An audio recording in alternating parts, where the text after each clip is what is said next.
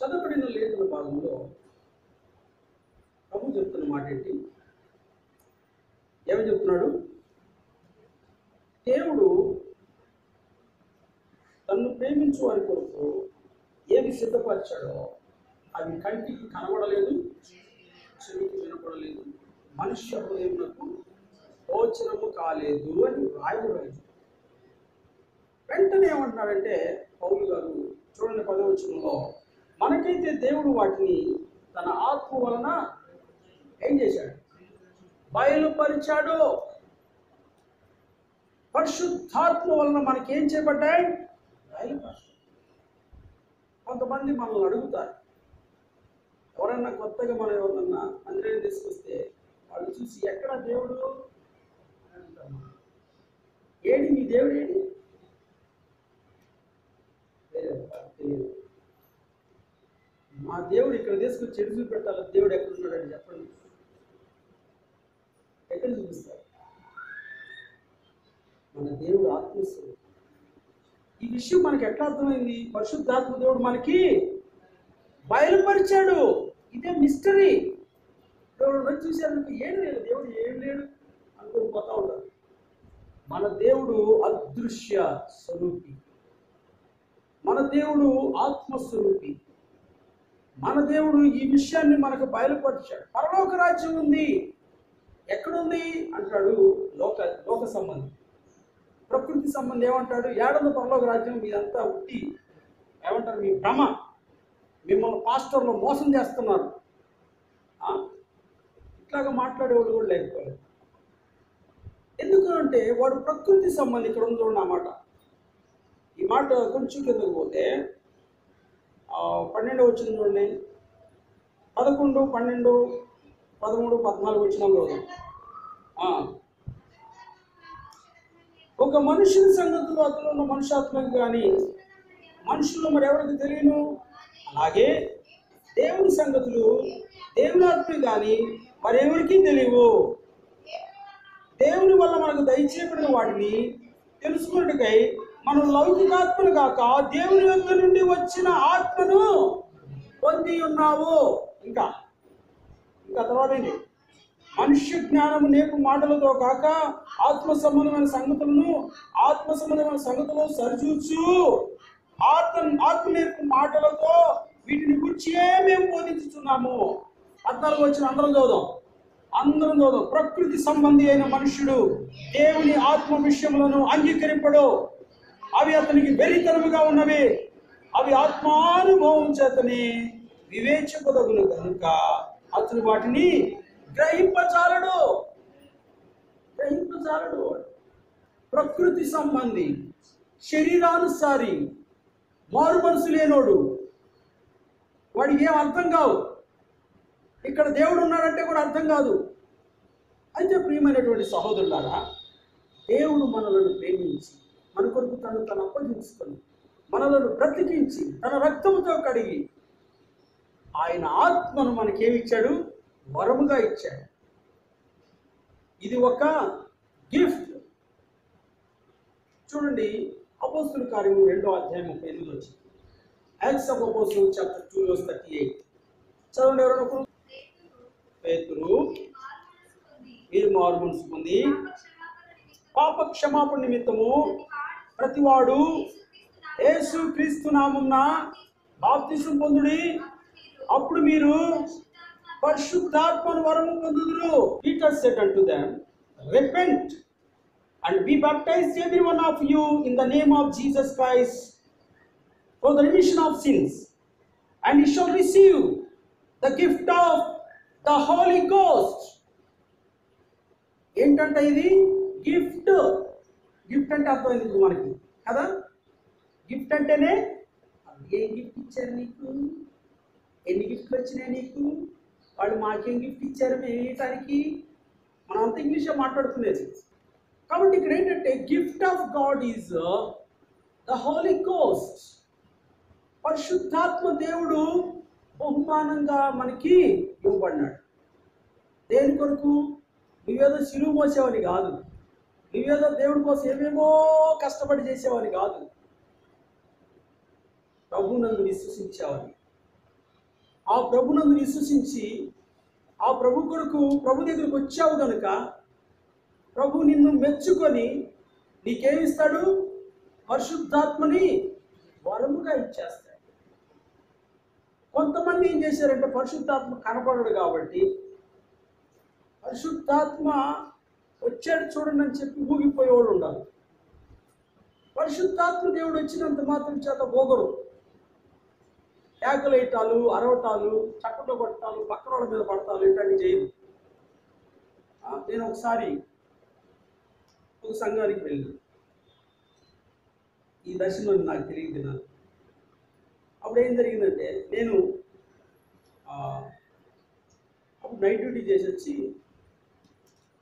Morning ఆరాధన చూసుకుని తర్వాత రెస్ట్ తీసుకుందని చెప్పి ఆరాధనకి వెళ్ళాను.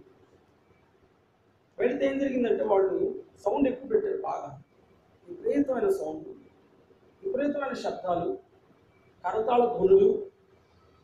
ఇక ఆరాధన విధానం చాలా విచిత్రంగా ఉంది. అంటే వాళ్ళు నేను క్రిటిసైజ్ చేయడం కాదు, కానీ నేను చాలా బాధపడ్డాను. నాకు చాలా ఇన్కన్వీనియన్స్ మై పర్సనల్ ఫీల్. ఎట్లా ఉందంటే కనీసం కళ్ళు మూసుకొని ఒక్కసారి దేవుణ్ణి ఒక్కటన్నా నా బాధ చెప్తున్నా అనుకుంటే అనుకోవతే లేదా.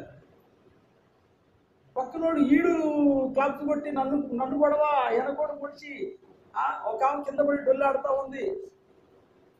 ఈ గోలలో నేను దేవునితో ఏమీ చెప్పుకోలేకపోయినా.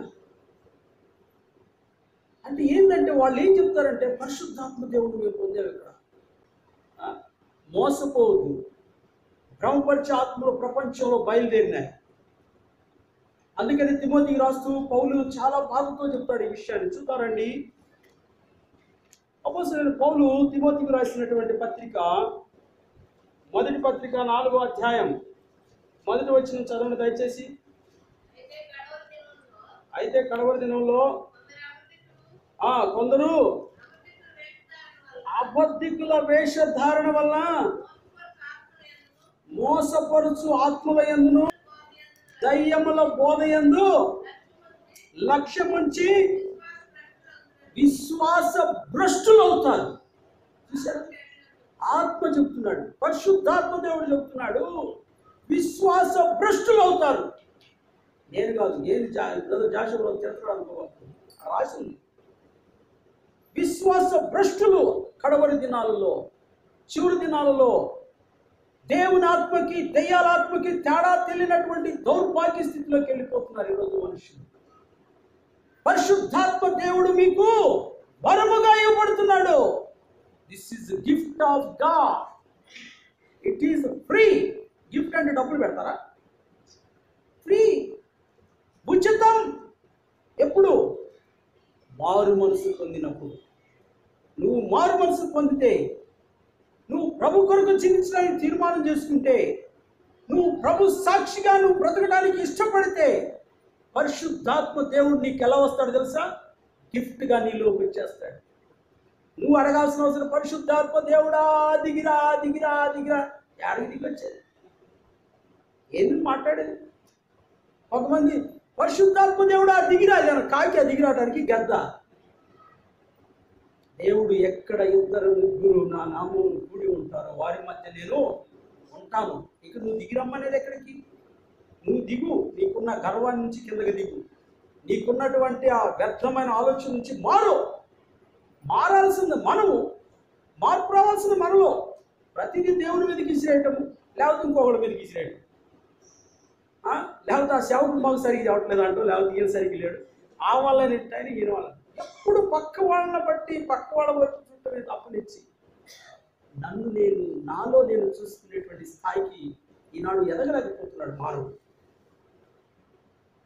అందుకనే దైవజనుడు భక్త్ సింగ్ గారు ప్రభు దగ్గర, ఆయన జతపని వారు ఆ పల్లవరపు కొండల దగ్గర రాత్రంతా కన్నీరు కార్చి, ప్రభువా ఎట్లా పరిచర్య, ఏం చేయాలో మాకు తెలియదు, మాకు బోధించమంటే సర్వోన్నతమైనటువంటి పరలోక దర్శనాన్ని దేవుడు తన దాసులకు ఇచ్చాడు. ఈరోజు మనం అనుభవిస్తున్నటువంటి ప్రశస్తమైనటువంటి యొక్క దర్శనము అసాధారణమైన దర్శనం. ఈ యాత్ర మనం ముగిసిన తర్వాత పరలోకానికి వెళ్తే ఇదే మనం అక్కడ చూస్తాం. ఇదే దర్శనం మీకు అక్కడ ఉంటుంది. ఇదే పద్ధతి అక్కడ ఉండదు. ఇలాగే పరిశుద్ధులు ఉంటారు. గొర్రె పిల్ల వధించబడినట్టు అక్కడ మన మధ్యన ఉంటాడు. ఈ దృశ్యాన్ని ఎవరు చూశారు? యోహాను చూశాడు. పద్మాసు దీపంలో ప్రభు కొరకు వాక్యము నిమిత్తము, తానిచ్చే సాక్ష్యము నిమిత్తము బాధపరచబడి ఎన్నో హింసలు పొందుతున్నటువంటి దైవజనుడు, ఆ దైవజనుడు దేవుడు ఇచ్చినటువంటి ఆ దర్శనంలో చూస్తున్నాడు. పరలోకంలో గొర్రె పిల్ల వధించబడినట్లుగా వారి మధ్య నిలబడి ఉన్నాడు. ఆయనే ప్రభువు యేసు క్రీస్తు. అదిగో ఆ బల్లే దానికి సాక్ష్యం. ఇక్కడున్న బల్లను చూసారా? ప్రభువు యేసు క్రీస్తు శరీరము, ఆయన రక్తము మన కొరకు వధించబడి, నిన్ను నన్ను ప్రేమించుతను తను అప్పగించుకోబడిన ఆ ప్రభు ప్రేమను సూచిస్తుంది. రక్షించబడినావు, ఆయన ఎదుకు వచ్చావు, ఆయన దగ్గరికి చేరావు. ఇది పరలోక దర్శనం. ఇది దేవుడు మనకిచ్చిన గొప్ప దర్శనం, సంఘ దర్శనం. అయితే కడవరి దినాల్లో ఎలా ఉంటారు?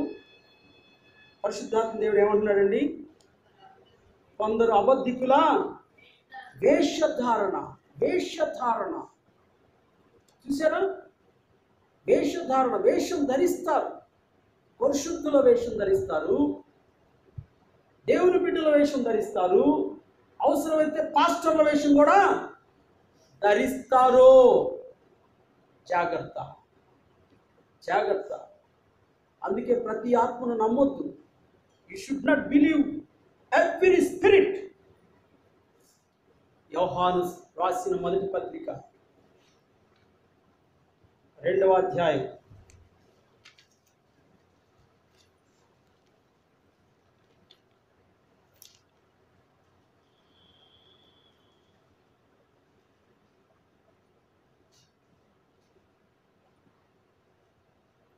18 వచ్చిన చదవండి. ఓకే.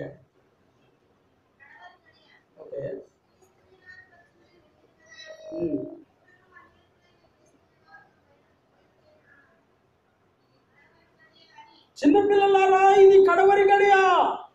క్రీస్తు విరోధి వచ్చునని వింటిని కదా. ఇప్పుడును అనేకులైన క్రీస్తు విరోధులు బయలుదేరి ఉన్నారు. ఇంకా ఏం చెప్తారు? ఇది కడవరి గడియ అని దీని చేత తెలుసుకొనుచున్నాము. 19 వచ్చిన చదువుదామా? Read 19 verse all together. అందరూ బైబిల్ తీయండి. యోహాను రాసిన మొదటి పత్రిక 2వ అధ్యాయం 19 వచ్చిన. వారు మనలో నుండి బయలు వెళ్ళిరి కానీ వారు మన సంబంధులు కాదు. వారు మన సంబంధులైతే మనతో కూడా నిలిచిందురు. అయితే వారందరూ మన సంబంధులు కారని ప్రత్యక్షపరచుకున్నట్లు వారు బయలు వెళ్ళిరి. చూసారా ప్రియులరా? మన వాళ్ళైతే, దేవుని బిడ్డలైతే దేవునితో ఉంటారు, దేవుని కొరకు నిలిచి ఉంటారు. మనలో నుండి వాళ్ళు ఏం చేస్తున్నారు?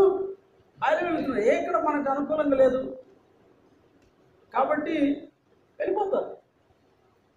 కొంతమంది వెళ్ళిపోయి ఏం చేస్తారు? వాళ్ళ అనుకూలమైన బోధలు, వాళ్ళకు అనుకూలమైనటువంటి పద్ధతులు, వాళ్ళకు అనుకూలమైన విధానం ఎక్కడ ఉంటుందో అక్కడికి వెళ్ళిపోతాం. దాన్ని చూసి కలవరపడవద్దు. చిన్న మంద భయపడవద్దు. దేవుడు తండ్రి తన రాజ్యం మీట మీ తండ్రికి ఇష్టమాయను. దేవుని రాజ్యం మనకి ఇవ్వటం ఎవరికి ఇష్టమైంది? మన దేవునికి. చిన్న మందికి దేవుడు ఇచ్చేది. పెద్ద పెద్ద పెద్ద పెద్ద అడవుళ్ళు కాదు. విశాలమైన మార్గంలో ఎంతమంది పోతారట? అనేకులు పోతారు. ఇరుకైన మార్గంలో ఎంతమంది వస్తారు? కొద్ది మందే వస్తారు.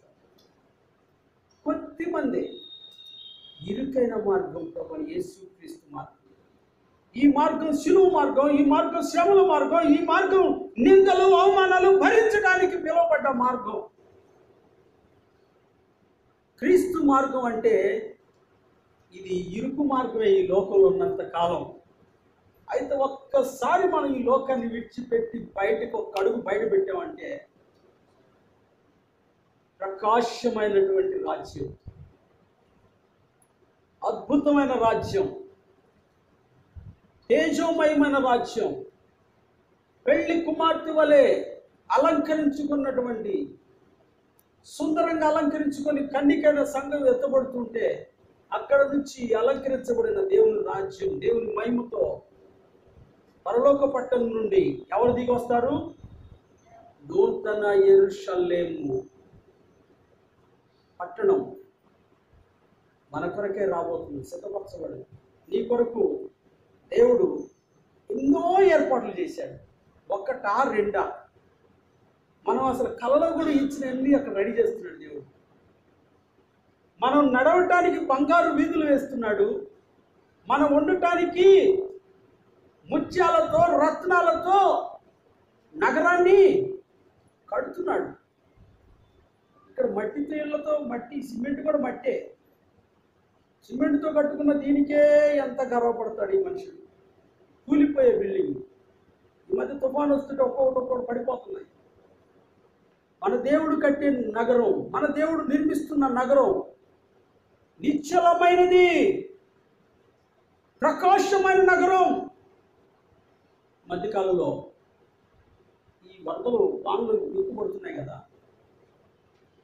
బేరంగూడ ఏరియాలో మినిస్ట్రీకి వెళ్తున్నప్పుడు ఆ రోడ్లన్నీ ఎట్లున్నావు, విచిత్రమైన రోడ్లు. అది ఎందుకు ఎడ్ చేశారు, కన్స్ట్రక్షన్లో ఉందో మరి సంథింగ్ ఏదో చేస్తున్నారు. మాగాని పొలం కంటే దారుణంగా ఉంది.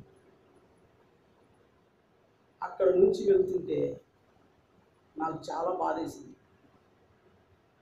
ప్రభువా, ఎప్పుడు నీ రాజ్యానికి రావాలి? ఈ బురదలో నేను తట్టుకోలేకపోతుంది. ఈ బురద చూస్తే చాలా అసహ్యంగా ఉంది. నా కొరకు నువ్వు సిద్ధపరిచినటువంటి రాజ్యంలో బంగారు వీధులు ఉన్నాయి, త్వరగా తీసుకెళ్ళొచ్చు కదా అని చిన్న ప్రార్థన చేసి, చాలా అసహ్యమైనటువంటి ఈ మట్టి, దీనికోసం మనం కలవపడతాం. ఇదే మనకి శాస్త్రం అనుకుంటాం, ఇదే నిత్యం అనుకొని దీనిలో పడి చచ్చిపోతున్నది. పరిశుద్ధాత్మ దేవుడు మనకి అన్నీ బయలుపరుస్తాడు. మనకైతే దేవుడు అన్నీ బయలుపరుస్తాడు. ఈ లోకంలో కొంతకాలం శ్రమలు ఉంటాయి, కొంతకాలం. ప్రభు ఏంటి నాతో చెప్పి, నాకు మనసులో అనిపించింది, కొంతకాలం వచ్చుకో, నువ్వు వస్తే ఈ సేవ ఎవడు చేస్తాడు? అప్పుడు వచ్చేద్దామని. ఏమవుతుంది? హృదయగా పో, ఏమవుతుందో ఒక రోజు ఇది కూడా మట్టిలో కలుస్తుంది నీ body. No don't worry, I will give you glorious body, glorious sons. Go ahead. నీ కొరకు సింహాసనాలు ఎదురు చూస్తున్నాయి. నీ కొరకు దేవుని రాజ్యం సిద్ధపడి ఉంది. ఇట్లాంటి వాళ్ళు చాలా మంది ఉన్నారు, తెలియని వాళ్ళకి చెప్పు. ఈరోజు ప్రభునామంలో మీ అందరికీ నేను ప్రేమపూర్వకంగా చెప్తున్న మాట ఏంటంటే, మన కొరకు దేవుడు ఆయన రాజ్యాన్ని సిద్ధపరిచాడు. ఈ రాజ్యంలో ప్రవేశించాలంటే క్వాలిఫికేషన్స్ ఏంటంటే, మొదట నువ్వు మారు మనసు పొందాలి. మొదటిది ఏంటి? మారు మనసు పొందాలి. రెండోది పాప క్షమాపణ పొందాలి. మూడోది బాప్తిస్మము తీసుకోవాలి. అప్పుడు నీకు దేవుడు ఏమిస్తాడు?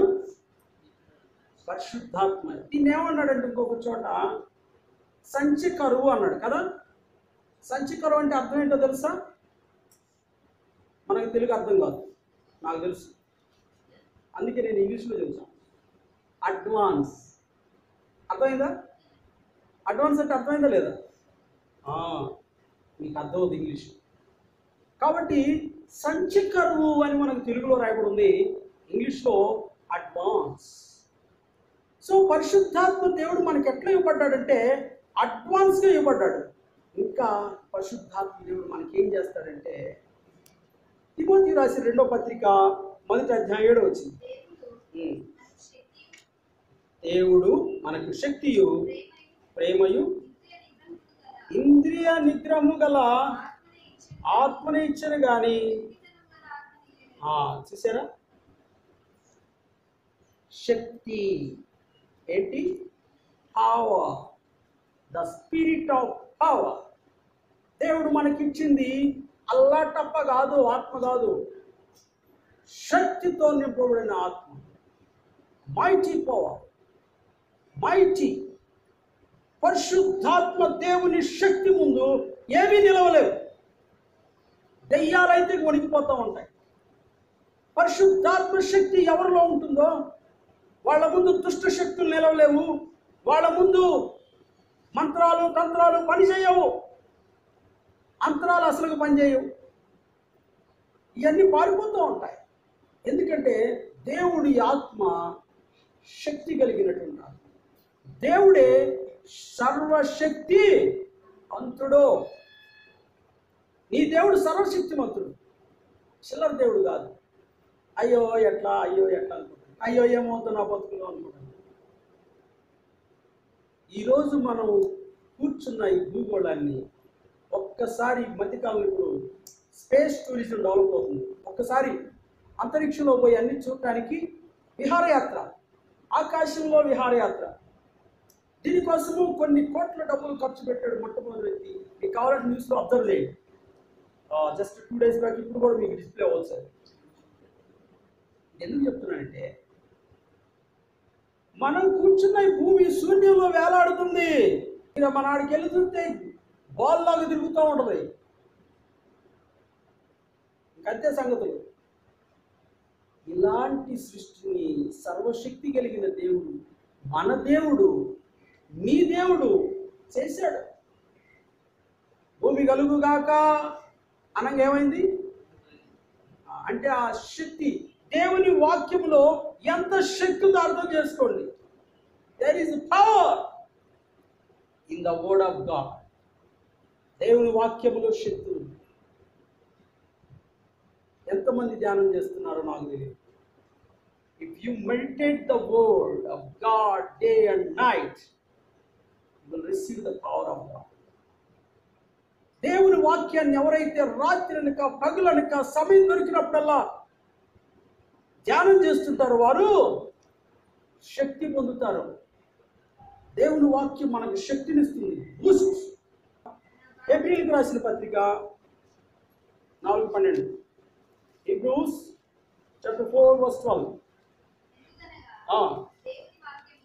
దేవుని వాక్యము ఒక్కొక్క మాట చదువు సిస్టర్.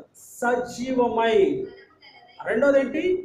బలము గలదై, రెండంచులు గల ఎటువంటి ఖడ్గము కంటే కూడా షార్ప్, ప్రాణ ఆత్మ దేహములను ఏం చేస్తుంది? మూలుగులను కూడా విభజిస్తుంది. ఈ వాక్యము చాలా శక్తి కలిగింది. ఒకరోజు మందిరంలోనికి ఒక వ్యక్తి వచ్చాడు. ఆ వ్యక్తి ఏంటంటే రౌడీ షర్ట్. ఒక మారు మనసు పొందాను అన్నాడు. అది చెప్పాడు. ఇంకా మారలా, ఇంకా మార్పు రావాలి. అట్లాగా నేను కూడా నమ్మాను. బాప్తిసం ఇస్తారా అని వచ్చాడు. సరే కూర్చొని టెస్ట్ మని చెప్పండి చెబుతూ వచ్చాడు. చెప్పినంతసేపు 15 minutes చెప్పాడు. చెప్పినంతసేపు నేను వాడిని చంపాను, వీడిని చంపాను, ఇంత కత్తితో చంపాను, అంత కత్తితో పొడిచానని చెబుతున్నాడు. నేను చాలా దారుణంగా చంపాను, చాలా అతీతం చెబుతుంటే స్టాప్ అని చెప్తున్నాను. నెక్స్ట్ మిగతా దేవుడు కాదని మళ్ళీ చెప్పి మళ్ళీ కత్తి గురించి చెబుతాడు. పెద్ద కత్తి ఒకదాన్ని నేను పడేసాను. స్టాప్. కత్తుల గురించి, తుప్పు పట్టే కత్తి గురించి నా దగ్గర చెప్పాక అని చెప్పి, తుప్పు పట్టే కత్తుల గురించి నా దగ్గర చెప్పొద్దు, నీ విషయం ఏంటో నువ్వు చెప్పు. మళ్ళీ అంటే స్టాప్ అని ఆపాను. ఎందుకు చెప్తూ వచ్చానంటే నువ్వు ఆగవాయాన్ని బైబిల్ అని చెప్పి ఇదే వాక్యాన్ని చదివించి ఏముంది అక్కడ? రెండంచులు గల మరి ఏ ఖడ్గము కంటే కూడా వాడిగలదై, ప్రాణము ఆత్మ ఇంకా కీళ్లను మూలుగలను విభజించు మట్టుకు కోరుతుంది. నీ కత్తి మహా అయితే శరీరానికి వస్తుంది, తుప్పు పట్టే కత్తి. ఈ కత్తి నీ ఆత్మను కూడా కోసేస్తుంది. ఆత్మ ఎవరికి కాకూడదు, కానీ ఇది కోసేస్తుంది. Cut, that's it. ఇట్లాంటి ఖడ్గం ఎక్కడా లేదు అబ్బాయి. నువ్వు తుప్పుపట్టే కత్తులు తీసుకొని ఎందుకు వాడిని కూడా సీడు పొడిచి అన్నావు. ఈ కత్తి గురించి నువ్వు తెలుసుకుంటే నువ్వు వణికిపోతావు అని చెప్పినాను. ఈ కత్తి పట్టుకున్నవాడు అంత శక్తివంతుడుగా ఉంటాడు. బైబుల్ ఆషామాషిగా ఎంచకండి. అయిపోయిన ఇంటికి కట్టి చేయటము, తల కింద తిండులాగా పిశాచాలు వస్తాయని పెట్టుకోవడం. ఈ అభ్యాసాలు కాదు చేయాల్సింది. మోకరించి పఠించడం అభ్యాసం చేయండి. Study the word of God. Neel down. మొదటి కీర్తనలో మొదటి 3 వచనాలు చూడకుండా చదువుదామా? దుష్టుల ఆలోచన చొప్పున నడవక,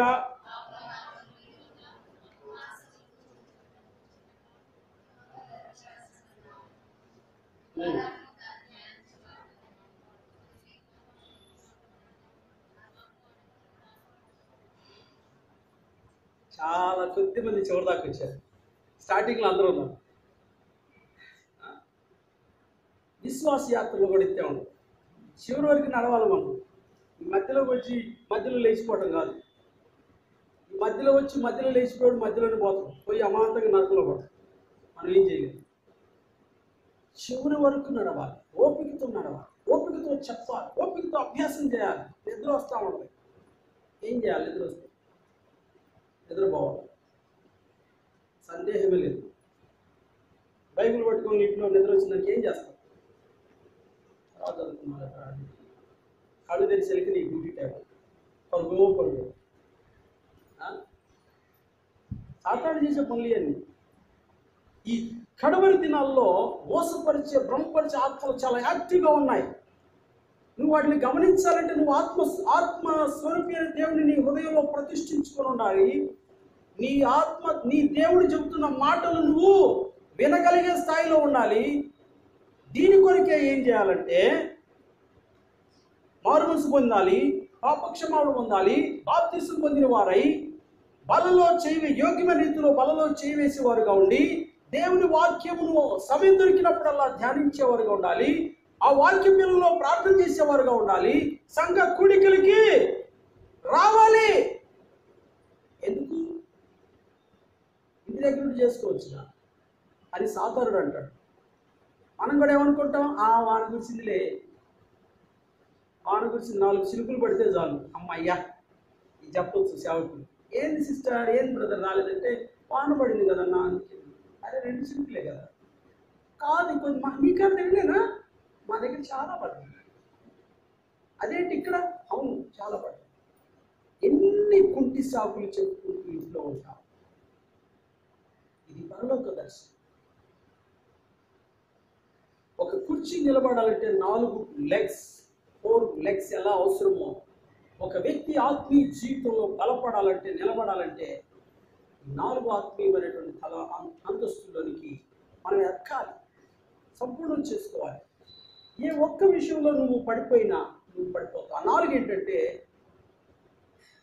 అపోస్తలుల కార్యం 2వ అధ్యాయం 42వ వచనంలో ఉన్నాయి కదా. చూడకుండా చదువు, ఇవి కూడా మనకు తెలుసు. మొదటిది ఏంటి? అపోస్తుల బోధ, రెండోది సహవాసము, మూడోది రొట్టె విరుచుట, నాలుగోది ప్రార్థన.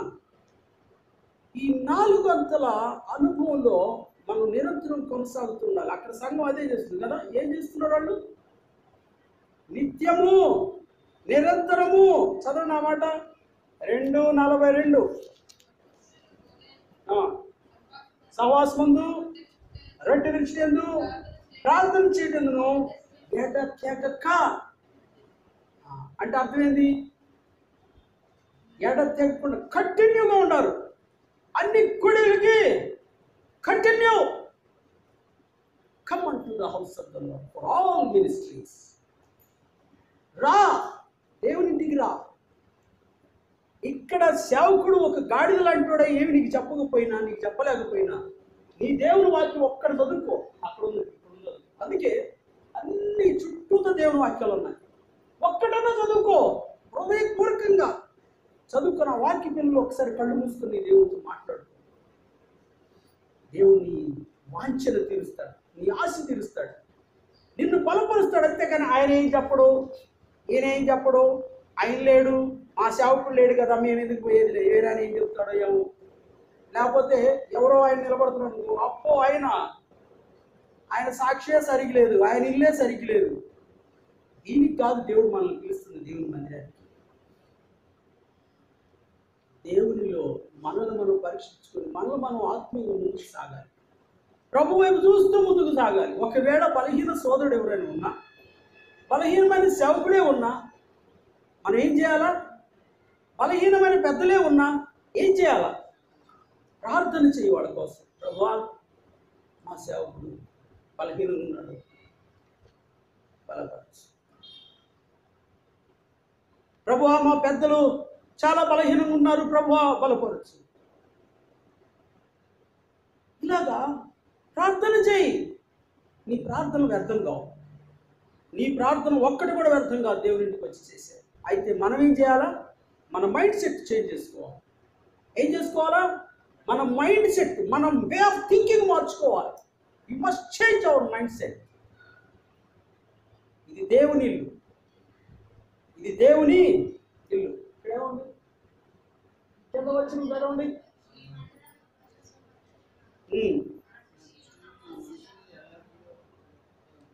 ఎక్కడ ఉంటుందంట?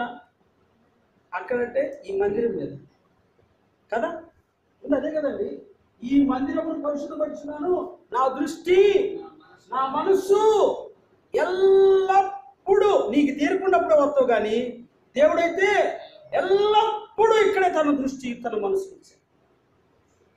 నా జీవితంలో నీ దర్శనంలో ఈ రీతిగా ఎదగటానికి ఈ దేవునింటిలో రావడమే నాకు దేవుడు ఇచ్చినటువంటి గొప్ప భాగ్యం. ఆదికి మొదటిసారి పారిపోయాను. ఇది సంఘం బాగోలేదు, ఈ వాక్యం ఏదేదో ఆటలేదు, వీళ్ళంతా డల్గా ఉన్నారు, వీళ్ళని పోయారు. ఇందాక చెప్పాను కదా, వాళ్ళు పక్కన పొడుస్తుంటే అది తట్టుకోలేక మళ్ళీ ఏడికి వచ్చాను. ఎందుకంటే ఏడైతే కొద్దిగా డీసెంట్గా ఉంది, చక్కగా నిద్ర కూడా పోవచ్చు, నైట్ డ్యూటీ చేసి ఇచ్చాను. దేవుని ఇంట్లో ఉన్నట్టు ఉంటుంది, నేను కూడా రెస్ట్ తీసుకున్నట్టు ఉండదు అని వచ్చినాక దేవుడు నన్ను నిద్రపోని చిన్నగా మాట్లాడటం మొదలుపెట్టాను. నేను ఎవరినో నాకు బయలుపరచాను, నేను ఏం చేయాలో నాకు బయలుపరిచాను, ఇక్కడ కూర్చున్న వాళ్ళందరూ ఎవరో నాకు బయలుపరిచారు, ఈ బల్ల యొక్క విశిష్టత ఏంటో నాకు బయలుపరిచాడు, దీని వెనక పరిశుద్ధుల ప్రార్థన ఏంటో నాకు బయలుపరిచాడు, దైవజనుల కన్నీరేంటో, ఇక్కడ దేవుడు ఉన్నాడు, నేను ఉన్నాను అని దేవుడు బయలుపరుచుకున్నాడు. కనుక ప్రియమైనటువంటి దేవుని బిడ్డలారా, మనకైతే దేవుడు ఏం చేశాడు? తన ఆత్మ ద్వారా వాటన్నిటినీ బయలుపరిచాడు. నా ఆశయాలు చాలా గొప్ప ఉండే. నేను 7వ తరగతి నుంచి ఒక ఐఏఎస్ ఆఫీసర్ అవ్వాలని కలలు కనేవాడు. రాత్రి పగులు చదువుతుండేవాడు. డిగ్రీ దాకా డిగ్రీలో కూడా డిగ్రీ సబ్జెక్టు పక్కన పెట్టి లైబ్రరీలో డే అండ్ నైట్ ఐఏఎస్ కోసం ప్రిలిమ్స్ ప్రిపేర్ అయ్యేవాడు. ఆర్థిక పరిస్థితులు అనుకూలించక హైయర్ స్టడీస్ చేయలేకపోయాను, ఫర్దర్ పీజీ చేయలేకపోయాను. ఈ యూనివర్సిటీ ఆఫ్ హైదరాబాద్ సెంట్రల్ యూనివర్సిటీలో సీటు పట్టాలని ఎంతగానో కలలు కలిగాను. It's all my dreams, it's my dreams. దేవుడు నమ్మకంగా ఒక ఉద్యోగం ఇచ్చాడు. ఇక్కడే దగ్గరలో, హైదరాబాద్ దగ్గరలో ఫార్మాస్యూటికల్ కంపెనీలో. అక్కడ నేను జాబ్ చేస్తున్న దినాల్లో ఈ పరిచయం, ఈ యొక్క దర్శనంలో దేవుడు తీసుకొచ్చాడు. ఇక్కడ దేవుడు ఒక్కసారి నువ్వు ఆలోచించుకోవాలి ఒక అవకాశం ఇచ్చాడు. ఆలోచిస్తుంటే నాకు అర్థమైంది, సమ్వేర్ ఐఎమ్ డూయింగ్ రాంగ్. నా జీవితంలో నేను రాంగ్ చేస్తున్నది ఏంటో అది తెలుసా? దేవుడి చిత్తం తెలుసుకోకుండా ప్రయాసపడుతున్నాను. ఒకడు గాలికై ప్రయాసపడినట్టుగా నేను ప్రయాసపడ్డానని దేవుడు నాకు బోధిస్తున్నాడు. ఉన్నతమైనటువంటి పరలోక దర్శనాన్ని విడిచిపెట్టి ఎక్కడికి పోతావు? ఏమి సాధిస్తావు నువ్వు? ఒకరోజు హాలిడే వచ్చింది, మందిరం తెరిచి ఉంది. అలాగే ఒక మొన్న కూర్చున్నాను, బైబిల్ తీసుకొని ప్రార్థన చేసి చదువుతూ ఉన్నప్పుడు దేవుడు మాట్లాడుతున్నాడు. ప్రభువా, నేను ఆ రోజు ఎందుకు వచ్చానంటే మందిరానికి ఎవరు ఉండరు, నేను అక్కడే ఉంటాను. మా సేవకుడు కూడా అక్కడ గాడ్ సెంటర్ కూడా నేను వెళ్ళేది ఎవరికి తెలియదు. డీసెంట్గా ఎవరికి గప్చుకుని వెళ్ళిపోయి లోపల కూర్చొని ఈరోజు తెలుసుకోవాలి, నేను దేనికి పుట్టాను, నేనేం చేయాలి. Very important. అప్పుడు దాకా చాలా కష్టపడుతున్నాను. కనీసం ఒక ఫన్నీ న్యూస్ ఏంటంటే, నేను ప్రిలిమ్స్ అప్లికేషన్ కూడా పెట్టడానికి అవకాశం లేకుండా చేశాను. 7th క్లాస్ నుంచి డిగ్రీ వరకు నేను డే అండ్ నైట్ చదివి ప్రిపేర్ అవుతున్నాను. నేను ఒక అప్లికేషన్ పెట్టడానికి కూడా నేను నోచుకోలేకపోయాను. అంటే నా డ్యూటీస్ని బట్టి, నాకున్న బాధ్యతను బట్టి అప్లికేషన్ పెట్టే డేట్ అయిపోవటము, మళ్ళీ నెక్స్ట్ ఇయర్ ట్రై చేయటము, అది ఏదో ఒక అడిట్ రావడము, లాట్ ఆఫ్ థింగ్స్. ఇక నేను ఒకసారి ఆలోచన పడ్డాను, నేను ఏదో సంథింగ్ రాంగ్ చేస్తున్నాను, దేవా ఏంటి పరిస్థితి, కనీసం అప్లికేషన్ పెట్టలేకపోతున్నాను, ఎన్నో సంవత్సరాల నుంచి చదువు చూస్తున్నాను, నాకు సహాయం చేయాలి, నేనేం చేయాలి అంటే దేవుడు ఏం చెప్పాడో తెలుసా? ఈరోజు నాతో మాట్లాడని ప్రభు దగ్గర కూర్చొని ప్రార్థన చేస్తూ ఉన్నాను. అప్పుడు విలాప వాక్యములు 28 27, యవన కాలమున కాడి మోయుట నరునికి మేలు, అతని మీద దాన్ని మోపినవాడు యెహోవాయే. నాకు గుండెల పగిలినంత పని అయిపోయింది. నా కోట గోడలన్నీ, నా డ్రీమ్స్ అని ఒక్కసారిగా షేక్ అయినాయి. క్లోజ్ చేశాను, చాలు, ఉంటాను ప్రభా, మళ్ళీ వస్తాను, బాయ్ బాయ్. ఇది 2009లో నేను చేసిన ప్రార్థన. ప్రభు నాతో మాట్లాడు. దేవుడు నమ్మకంగా అలాగే కొనసాగింపజేశాడు. చిన్నగా బెంగళూరు తీసుకెళ్ళాడు. బెంగళూరులో ఒక మల్టీనేషనల్ కంపెనీలో మళ్ళీ ఒక ఆపర్చునిటీ వచ్చింది. సో మంచి శాలరీ, మంచి లైఫ్. ఆ సేవకుని దగ్గరికి వెళ్ళి, అన్నా నాకు ఇట్లా అవకాశం వచ్చింది, నాకు ప్రార్థన చేయండి అంటే, నేను ప్రార్థన చేస్తాను, నువ్వు కూడా చేసుకో అన్నాడు. సరి చేసుకో, బట్ కండిషన్ ఏంటంటే గుర్తుపెట్టుకో, ఏదో అక్కడ మంచి శాలరీ ఇస్తున్నారు, మంచి పొజిషన్ ఇచ్చారు అని ఉంటావు. దేవుని చిత్తం తెలుసుకొని దేవుడు పొమ్మంటే పో, ఆగిపోమ్మంటే ఆగిపో. ఆ రీతిగా నేను ప్రార్థన చేస్తున్నాం. ఒక వారం గడిచిపోయింది. మధ్యలో ఒక రోజు సేవకుడు అడిగాడు, అయితే ఇక్కడ నేను చెప్పే విషయం అంటే, ఏ రోజు కూడా నేను సంఘ ప్రార్థనలు కానీ ఏ మీటింగ్ కూడా నేను ఆబ్సెంట్ కాను, నేను కాను. ఎంత ఇదైనా దూరం అయితే ప్రాబ్లమ్స్ వస్తాయని దగ్గరే ఇల్లు తీసుకునేవాడు. మందిరం పక్కనే ఉండాలి నా ఇల్లు. సేవకుడు అక్కడ ఉండి జాషువా అని పిలవలేదు కానీ నేను పలకాలి, అందరికంటే ముందు ఉండాలి మందిరంలో. ఇది మా ఆశ. ఎప్పుడు జాబ్ చేసి అప్పుడు ఆయన ఏం చెప్పాడంటే, ఒక వారం అయిపోయింది, ఏమయ్యా ఏం మాట్లాడినాడు మీ దేవుడు అన్నాడు. అన్న నాకేం అర్థం కాలేదు, మాట్లాడుతున్నాడేమో నాకు తెలియదు అంటే, దేవుడి చిత్తం ఎట్ట కనుక్కోవాలి కొంచెం చెప్తారా అన్నది. అంటే అప్పుడు దాకా నాకు దేవుడి చిత్తం కనుక్కోవడం తెలియదు. సరే, అప్పుడు ఆయన చెప్పాడంటే, అయ్యా నువ్వు డైలీ పోర్షన్స్ చదువుతావు కదా, ఫ్యామిలీ పోర్షన్స్ ఉంటాయి కదా, దాంట్లో దేవుడు మాట్లాడతాడు, ట్రై. సరే సీరియస్గా వెళ్ళాం. ఫ్యామిలీ పోర్షన్లో మాట్లాడతారంట. అప్పుడు దాకా ఫ్యామిలీ పోర్షన్లో దేవుడు మాట్లాడతాడంటే మాకు తెలియదు. నేను చదువుతూ ఉంటాం అంతే, నేను మా మిస్సెస్. సో ఆ రోజు సీరియస్గా మేము ప్రార్థన చేసుకొని, ప్రభా ఈరోజు ఈ పోర్షన్లో మాతో మాట్లాడవా అంటే, యోహాను సువార్త 15వ అధ్యాయం బైబిల్ తీయండి. యోహాను సువార్త 15వ అధ్యాయం, అది ఆ రోజు మా పోర్షన్, 15th చాప్టర్ మా పోర్షన్. నేను చదువుకుంటూ అలా ముందుకెళ్తుంటే, అంటే 16 వచ్చి చూడండి, 16, మీరు వెళ్ళి, అమ్మ ఇది నాకు బాగా నచ్చింది. ఏమంటాడు అక్కడ?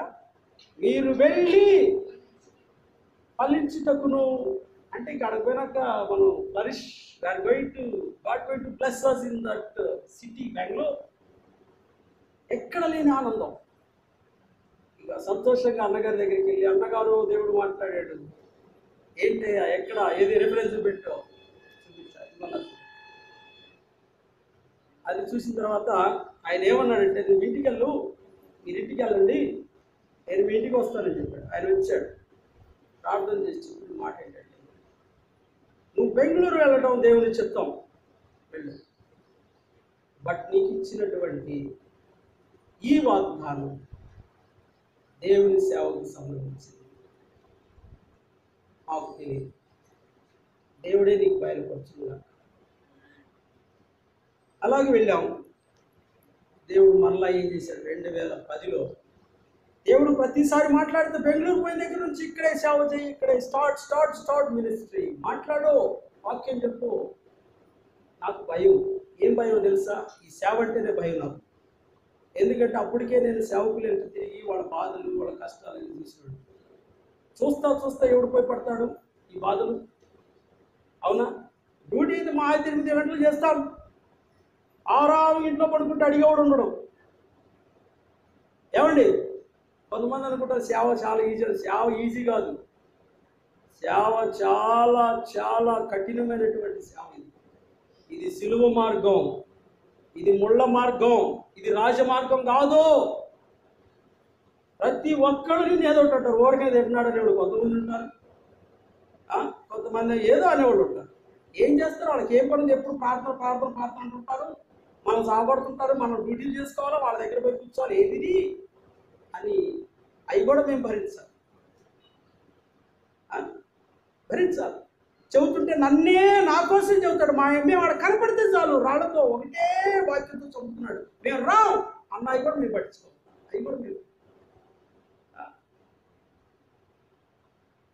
బళ్ళు ఇచ్చేటప్పుడు ఒక సహోదరుడు మొన్న ఆత్రేట్ తీసుకెళ్ళి గ్లాస్ తీసుకెళ్ళి తగిలిచ్చాడు. ఇట్లా మామూలుగా లేపినప్పుడు ఏం చేస్తాం మనం?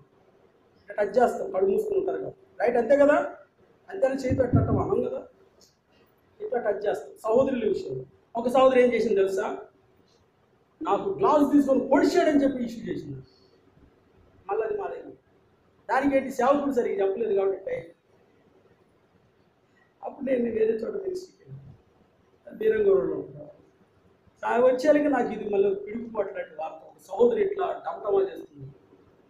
ఇలాగా దేవుని సేవలు ఎన్నో ఉంటాయి. ఒకటి కాదు, 2 కాదు, రాత్రి కాదు, పగులు కాదు. నేను సేవకు వచ్చిన దినాల్లో ఎట్లా ఉందంటే, ఆ బెంగళూరులో అన్నీ దెయ్యాలే. రాత్రి 1 గంటకి పిలిచేవాడు ఫోన్ చేసి, అన్నా దెయ్యం వచ్చి కొట్టుకుంటుందంటే వీళ్ళరా. ఎందుకు ఈ మాట చెబుతున్నానంటే, దేవుడు మనల్ని ఎందుకు ఏర్పాటు చేశాడో తెలుసుకోవాలి. ఇది తెలుసుకోకుండా ప్రయాసపడుతూ ఉంటాం. మనం దేవుడు ఒక ఉద్దేశంతో ఏర్పాటు చేశాడు. మన కొరకు దేవుడు ఏర్పాట్లు అన్నీ చేసి ఉంచాడు. దేవుడు మన కొరకు చేయాల్సినంతా చేశాడు. ఇక నువ్వు చేయాల్సింది ఏంటంటే ఆక్యుపై చేసుకోవడం. నువ్వు చేయాల్సింది ఏంటంటే తీసుకోవటమే ఆలస్యం. నువ్వు మన ఈ యాత్ర ముగిసిన తర్వాత ఆడపోయి మళ్ళా సిమెంట్తో ఇటురాలతో కట్టుకునే పని లేదు. ఉందా? ఉండదు. ఇక్కడే మనం బాగా అలసిపోయి వస్తున్నాం అని చెప్పి దేవుడు మంచి ఇల్లు అక్కడ రెడీ చేస్తున్నాడు. ఇక్కడ నా పిల్లలు యాత్రలో చాలా ఇబ్బందులు పడుతూ వస్తున్నారు. లేదా దేవుని పిల్లలుగా మనకి లోపం వచ్చారు. ఒక సేవకుడికే కాదు, దేవుని బిడ్డగా బ్రతికే ప్రతి ఒక్కరికి కూడా ఇక్కడ శ్రమే. అందుకే ప్రభు అన్నాడు, ఈ లోకంలో మీకు శ్రమ కలుగు, అయినా ధైర్యం తెచ్చుకోండి, నేను ఈ లోకంను జయించి ఉన్నాను. కనుక ప్రియమైన సహోదరుల, ధైర్యం తెచ్చుకోవాలి మనం. ఎందుకో తెలుసా? మన ప్రభు జయించాడు. మనల్ని కూడా జయింపజేసే శక్తి కలిగిన దేవుడు మనలో ఉన్నాడు. అందుకని యోహాను రాసిన మొదటి పత్రిక 4వ అధ్యాయం 4వ వచనం చూడండి. ఎవరు చూడండి, జయిస్తారా? జయించి ఉన్నారా? జయించి ఉన్నారు. Past tense. నువ్వు జయించావు ఆల్రెడీ, జయిస్తావు కాదు. నువ్వు దేవుని సంబంధివైతే, దేవుని ఆత్మ నీలో ఉంటే, నువ్వు దేవునికి నువ్వు అప్పగించుకుంటే, దేవుని కొరకై నువ్వు బ్రతకాలని తీర్మానం చేసుకుంటే, నిన్ను దేవుడు జయించేవానిగా చేశాడు. నువ్వు ఓడిపోవు. You never get down. దేవుడు పైకి ఎత్తుకొని తీసుకెళ్తుంటాడు. దేవుడు నిన్ను పైకి ఎత్తుకొని తీసుకెళ్తుంటాడు. ప్రస్తుతానికి నిందలు ఉంటాయి, ప్రస్తుతానికి హింసలు ఉంటాయి, ప్రస్తుతానికి రిజెక్షన్ అనేది మనకు ఉంటుంది. మనం తోసేస్తూ ఉంటాం సార్లు. ఏం తప్పేం కాదు. మనం డ్యూటీ చేసే దగ్గర క్రిస్టియనా ఓహో సరే, ప్రమోషన్ ఉండవు కదా, నో ప్రమోషన్స్. క్రిస్టియన్స్ ప్రమోషన్స్ ఇవ్వరు. ఎందుకని? ఈ లోకం సైతాన్ ఆధీనంలో, వాడి దురాక్రమణలో ఉంది. ఇది దురాక్రమణలో ఉంది.